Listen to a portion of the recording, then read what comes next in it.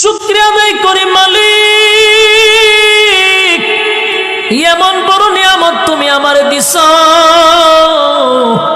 আমার দুইটা চক্ষু আছে, দুইটা হাত আছে, এই কারণে মানুষ আমারে বড় সম্মান করে, বড় ইজ্জত করে।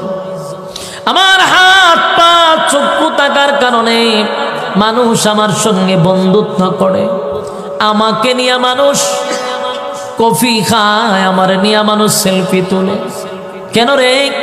আমার মধ্যে আল্লাহর নিয়ামত আছে, এই জন্য মানুষ আমারে মহব্বত করে, ভালোবাসে। যার হাত নাই পা নাই, কোনো ভিক্ষুকরে নিয়ে মানুষ সেলফি তোলে না, কোনো ভিক্ষুকরে মানুষ কফি খাওয়ায় না, বন্ধুত্ব করে না। কোনো ভিক্ষুক ভালো বাড়িতে বিয়া শাদিও করতে পারে না, কারণ তার মধ্যে আল্লাহর সেই নিয়ামত নাই যেই নিয়ামত আমার মধ্যে আছে। শুকরিয়া আদায় যদি করো, তাহলে তুমি বুঝতে পারবা কি পরিমাণ নিয়ামত আল্লাহ আমারে দিছে।